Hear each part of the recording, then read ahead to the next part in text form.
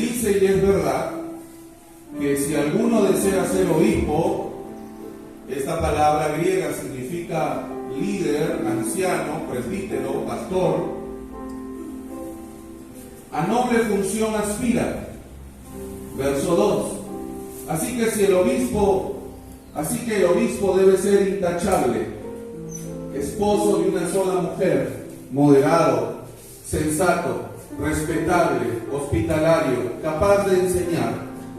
No debe ser borracho ni pendenciero, ni amigo del dinero, sino amable y apacible.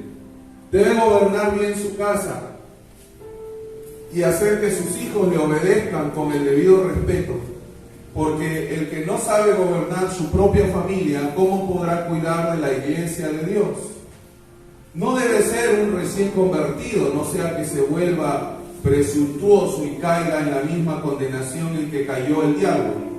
Se requiere además que hablen bien de él los que no pertenecen a la iglesia, para que no caiga en descrédito y en la trampa del diablo. La gloria sea al Señor.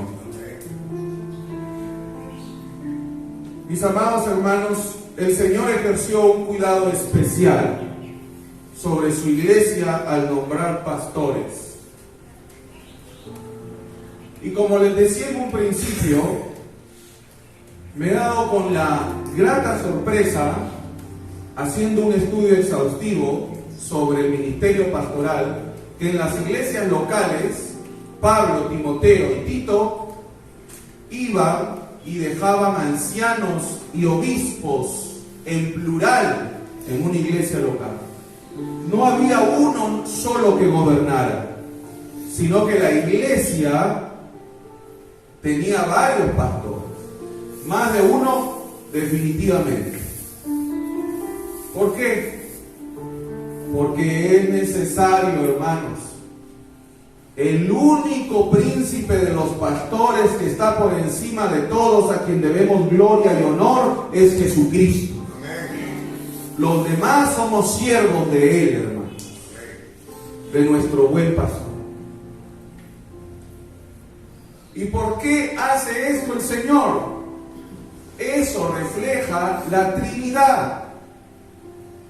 No por cuanto sean 3 pastores, 2 o más de 3, sino que la Trinidad es una enseñanza para nosotros, los hijos de Dios, de que a pesar de que podemos ser más de uno, podemos estar unidos en un mismo espíritu y en un mismo parecer, para la gloria del Señor.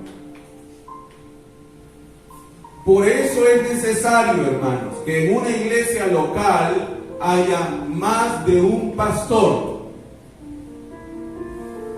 Y ahí entra a colación el proverbio que dice: si uno se cae, el otro lo levanta. En el nombre del Señor. El ministerio pastoral no es una idea de último momento de Dios, sino que es un oficio divino, designado y diseñado, que satisface las necesidades de la iglesia, hermanos. Para la labor ministerial se requiere un individuo con una calificación única, equipado con las credenciales apropiadas. Las credenciales adecuadas que se prescriben en la Escritura, porque las credenciales están en la Escritura, hermanos, le permiten al ministro predicar la palabra, administrar las ordenanzas, visitar el rebaño y cumplir con los deberes de un pastor fiel.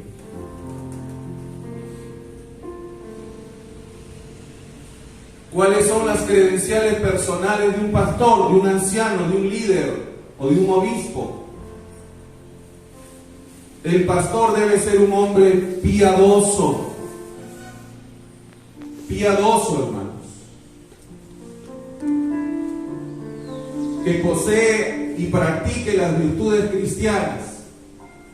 Además, es necesario que tenga un carácter irreprochable, que demuestre la verdad, la honestidad y la rectitud en general. Debe ser un hombre gentil, Pablo le recuerda a Timoteo que el siervo del Señor no debe ser rencilloso, sino amable con todas las personas.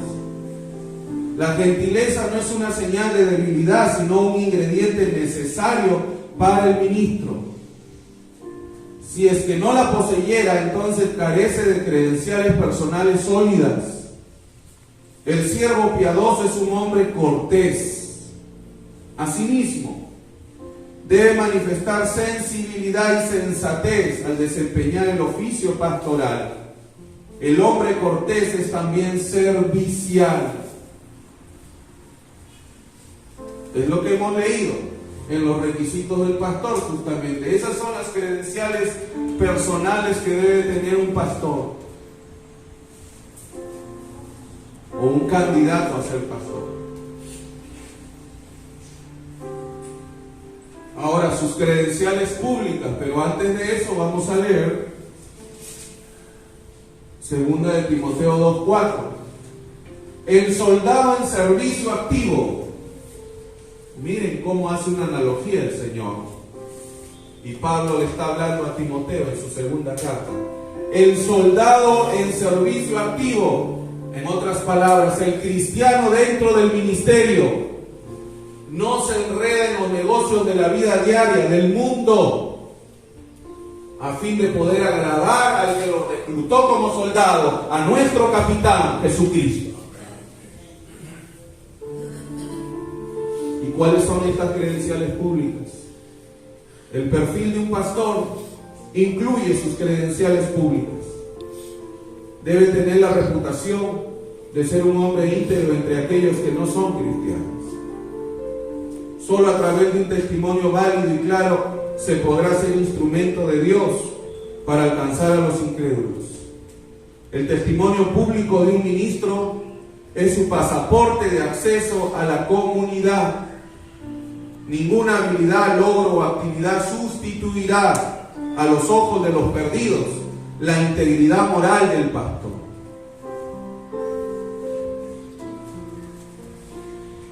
En su caso, no tener integridad es como no tener dinero en un mundo de grandes necesidades. Sus credenciales prácticas. Tito capítulo 1.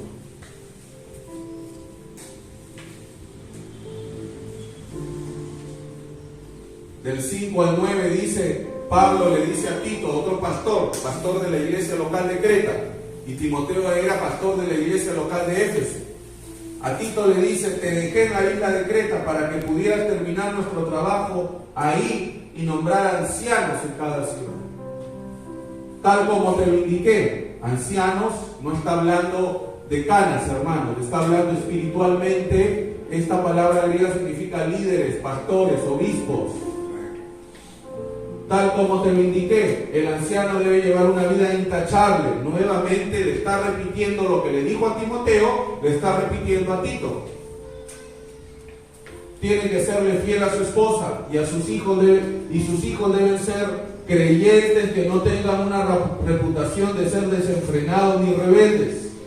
Pues un líder de la iglesia es un administrador de la casa de Dios y debe vivir de manera intachable.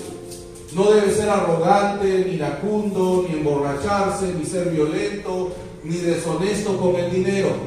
Al contrario, debe recibir huéspedes en su casa con agrado y amar lo que es bueno.